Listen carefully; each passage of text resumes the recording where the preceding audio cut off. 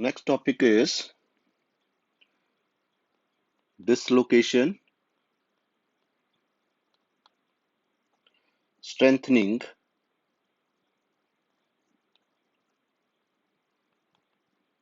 mechanisms, or this is also called plastic deformation.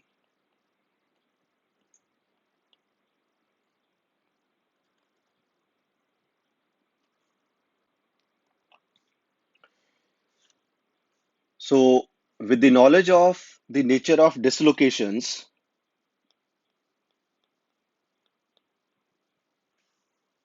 and the role they play in plastic deformation process,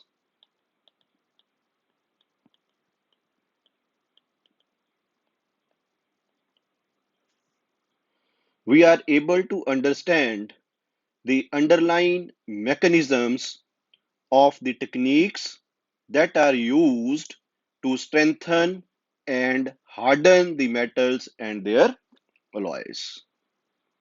Okay, so with this, we are able to understand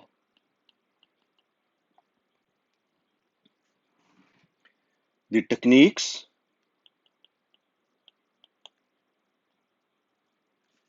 that are used to strengthen and harden the metals and alloys. Thus, it becomes possible to design and tailor the mechanical properties of material.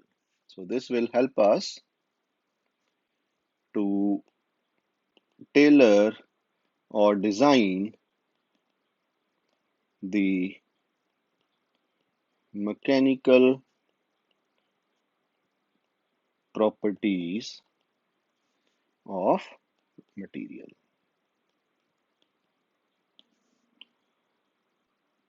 Okay, so for example, with the help of plastic deformation or with the help of these techniques, we can adjust according to the requirement the strength or toughness of the metal. Okay, the strength and toughness of the metal we can adjust with the help of plastic deformation process as per our requirement. Now, what is this plastic deformation?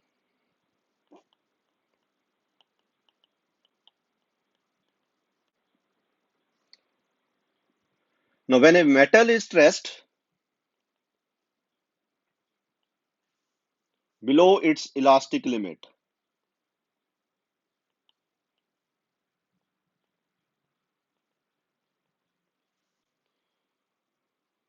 the resulting deformation or strain produced in the metal is temporary. So, the strain or deformation produced is temporary.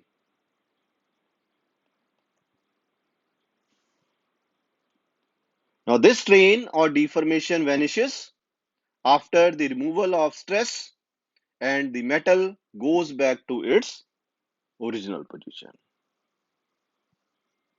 Okay, original position, or you can say in original dimensions. Now, when it stressed above the elastic limit,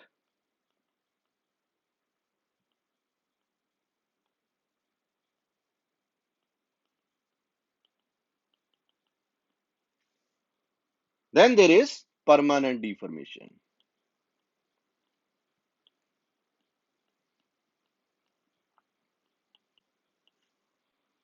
Okay, then there is permanent deformation takes place and metal does not retains to original shape after the removal of this stress.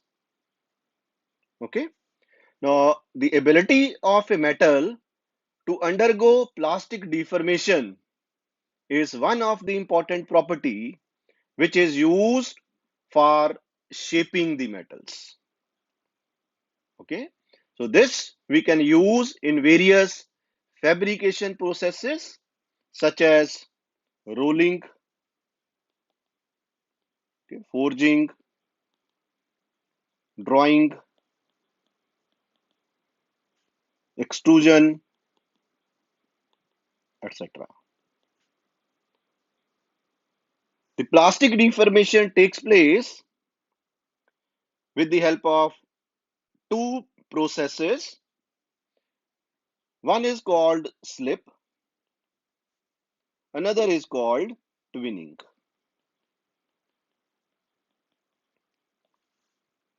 Okay, sometimes it may be with the help of both slip and twinning. Now, what is slip?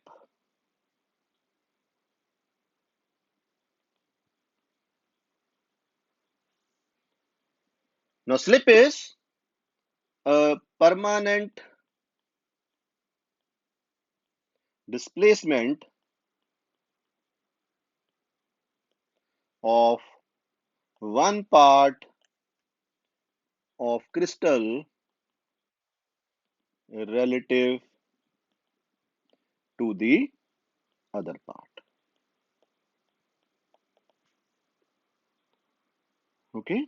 Now, this slip involves sliding one plane of atom over the other. Okay. Now, the plane on which slip occur. So, plane on which slip occurs, that we call as slip plane. And the direction in which this slip occurs, that we call as slip direction.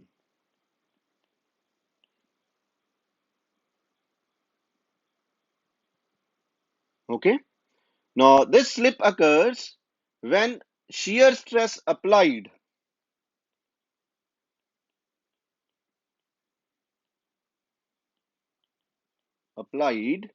exceeds the critical value, exceeds from some critical value. Only then slip occurs. So during slip, each atom usually moves some integral number of atomic distances. Okay, so during slip, each atom moves some number of atomic distances.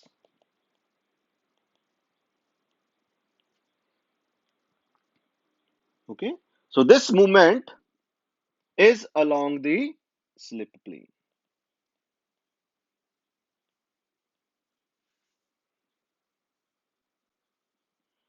Okay, so during this moment,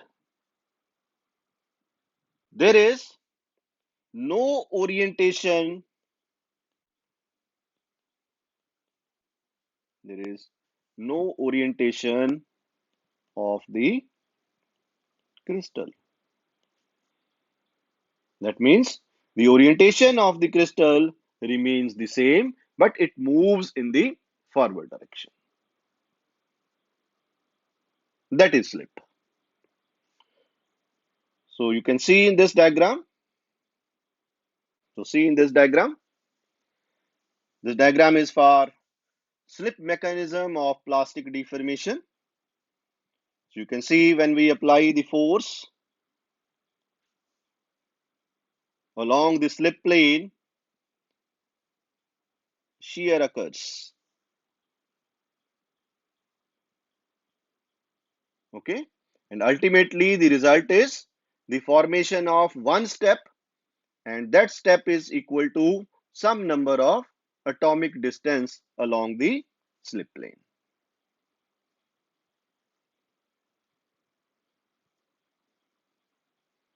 Now you see in this diagram.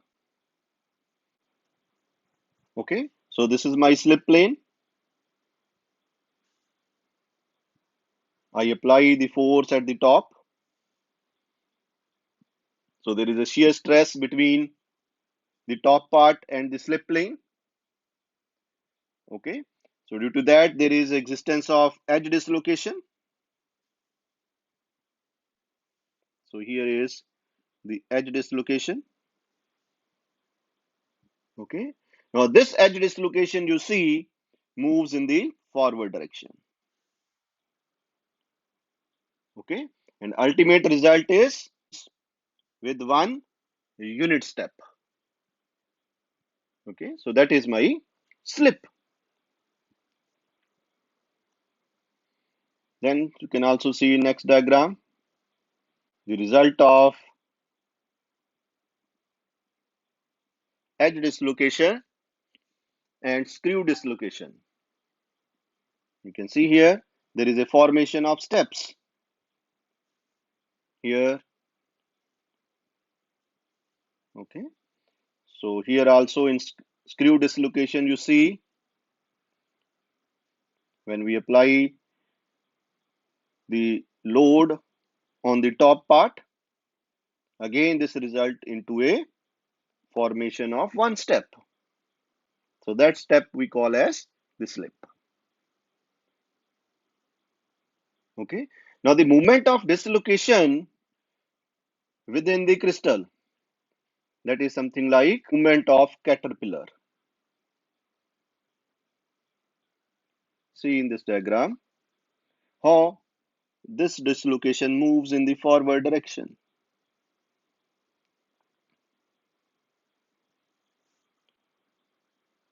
So it is here, it is over here, then it moves forward. Ultimately, it moves out from the metal. Okay, and the result of this movement of dislocation is the formation of a step.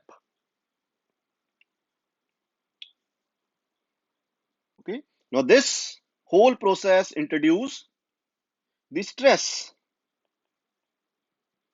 within the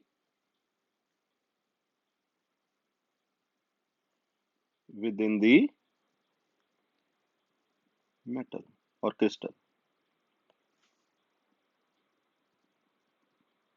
Okay, that is the compression and tension.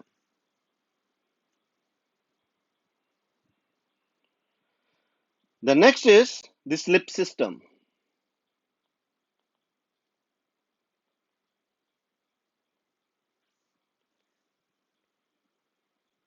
Okay, now dislocations do not move with the same degree of ease on all crystallographic planes of atom and in all crystallographic directions.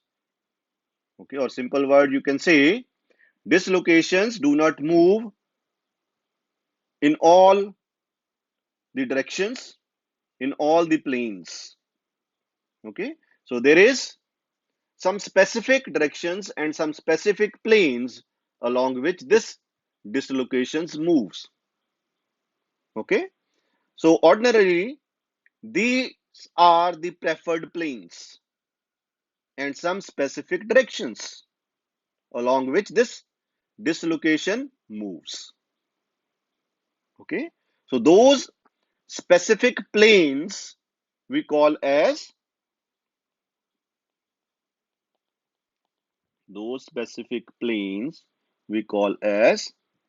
slip plane, and the definite directions or specific directions we call as slip direction.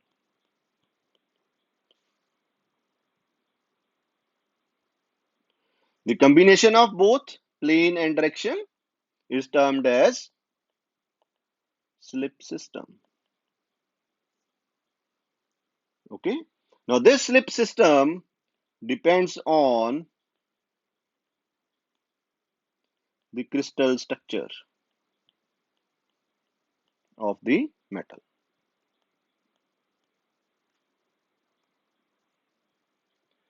Okay. Now for a particular crystal structure, the slip plane is the plane, you can say, for a particular crystal structure, the slip plane is the plane that has the most dense atomic packing.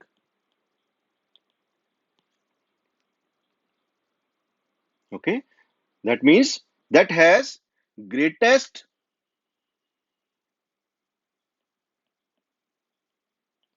greatest planar density. That is my slip plane. Okay, and the slip direction corresponds to the direction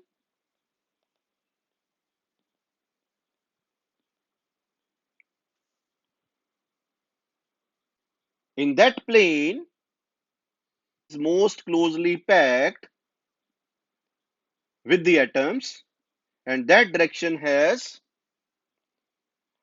highest linear density. Okay, the slip plane has greatest atomic packing or greatest planar density, and the direction has greatest or highest linear density.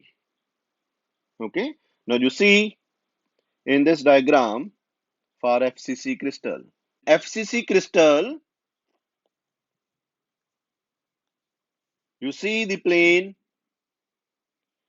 A, B, D, E, F, C, A.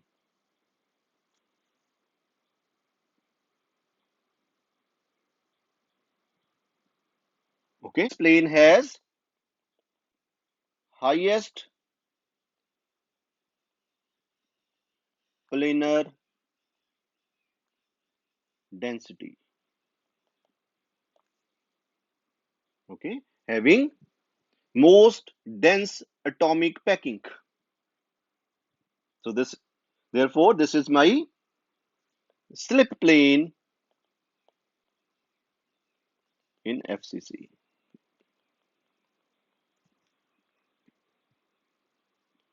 Okay, along this plane, see the directions having highest linear density.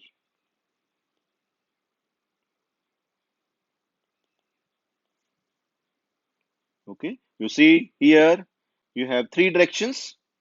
One is ABD, second is DEF, and third is ACF.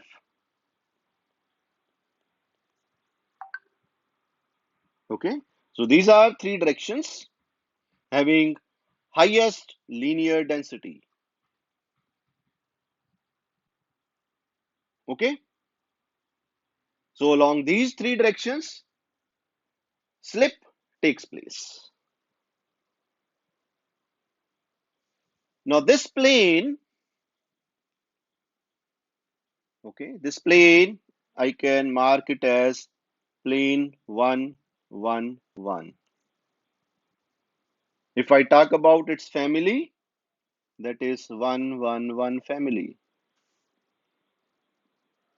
So all these planes are closely packed, or you can say the planes with highest planar density.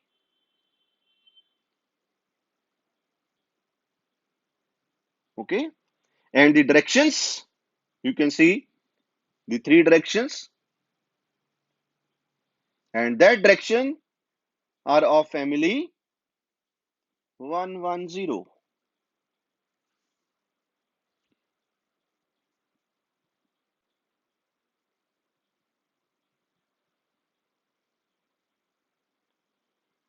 Okay, so this is the plane and this is the direction. The combination of two we call as slip system. So for FCC crystal, For FCC crystal, the slip system we can write as 111 110.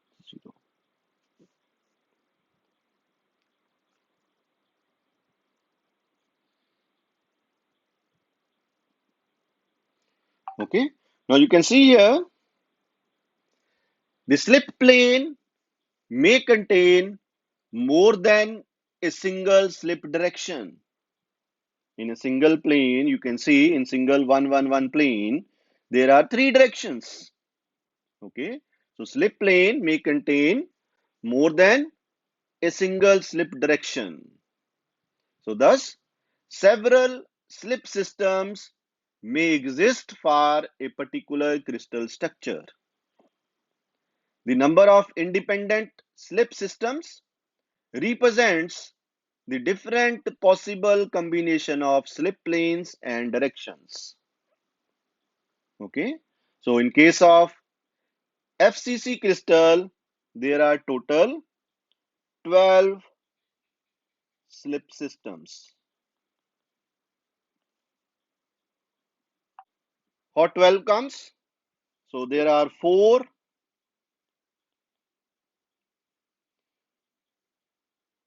111 plane,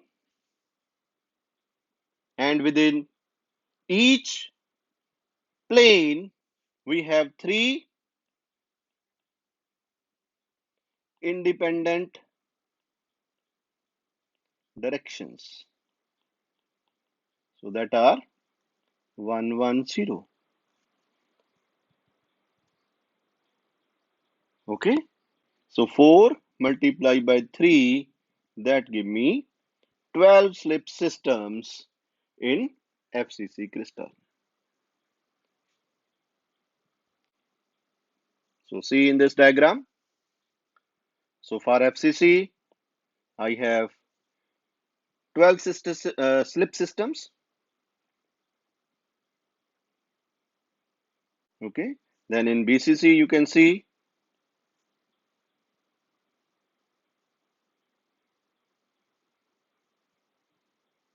okay, and then in HCP.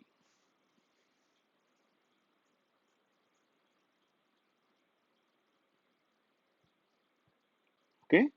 So slip system is a combination of plane and direction lying in the plane. The next is resolved shear stress.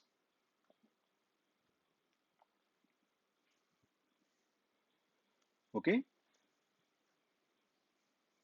So further explanation of slip is simplified by treating the process in single crystal. Okay. Now we complete this whole process, or we consider this whole process in a single crystal now. So then making the appropriate extension to polycrystalline materials. As mentioned previously, edge, screw, and mixed dislocations move in response to shear stress applied along a slip plane and in slip direction. Even though an applied stress may be pure tensile or compressive. Okay, for the metals, if you applied tensile stress or compressive stress, that ultimately results into a shear stress along a slip plane and slip direction. So shear component exists in all but parallel or perpendicular alignments to the stress directions. Okay, so those we called as, okay, so those stresses, those shear stresses we called as resolved shear stresses, and their magnitude depends not only on the applied stresses but also on the orientation of both slip plane and slip direction. Okay, so the value of this resolved shear stress depends on the magnitude of applied stress. Okay, then slip plane and then slip direction.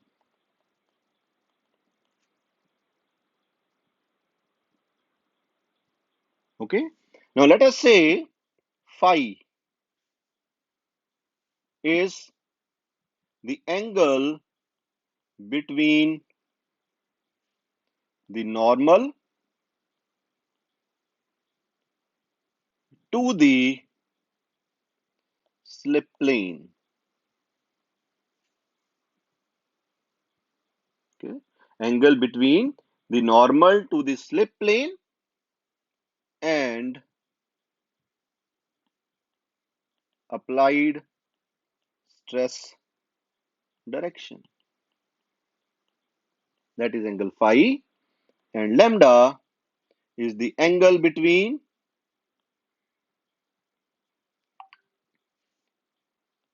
the slip and stress direction.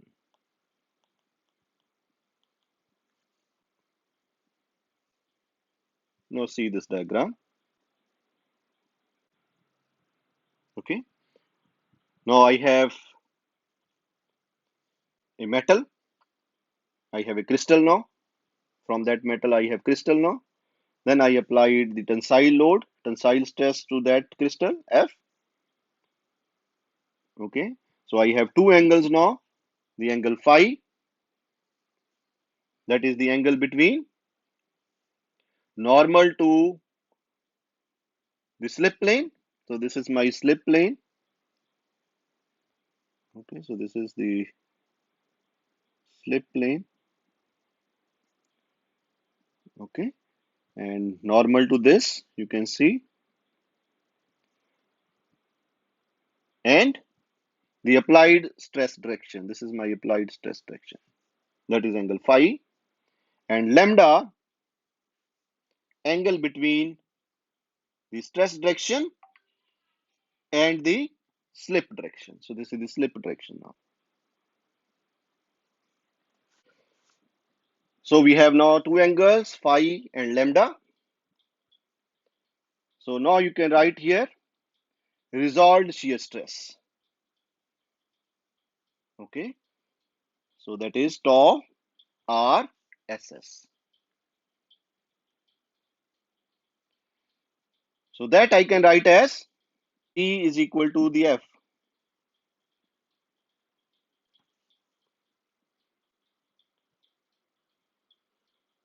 Okay, so that is F cos lambda.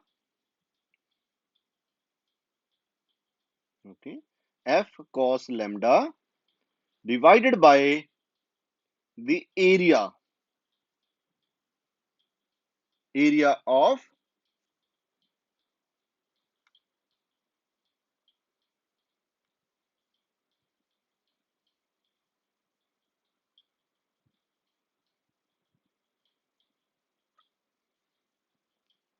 slip plane. So F cos lambda divided by A divided by cos phi. So that is equal to F upon A cos phi cos lambda. So that F upon A I called as the applied stress, sigma cos phi cos lambda. That is my resolved shear stress. Okay, so sigma is the applied stress. So in general, you see phi plus lambda is not equal to 90 degree. Okay, so I have now this relation. This is called Schmidt's law. This is called Schmidt's law. maximum value of tau r is sigma cos lambda cos phi maximum. When this has maximum value, tau r has maximum value. Okay. So now, in response to the applied tensile or compressive stress, slip in a single crystal commences on most favorable oriented slip system when the resolved shear stress reaches some critical value. Okay, when this sigma या tau r has certain maximum value, that is one limit value, so that limit value I call as critical resolved shear stress denoted by tau CRSS. Okay, when this value of tau r becomes equal to tau CRSS,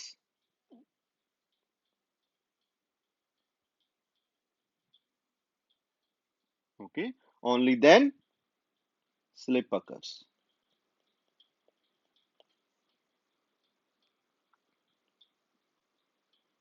Okay, so tau CRSS represents the minimum shear stress required to initiate slip. Okay, and it is the property of material that determines when this plastic deformation or yielding occurs. The single crystal system plastically deforms or yields when this tau r maximum becomes equal to tau CRSS, and the magnitude of the applied stress required to initiate yielding is, so now you can see that stress sigma from this Schmidt relation, you can write it as tau r becomes tau CRSS divided by cos phi cos lambda maximum.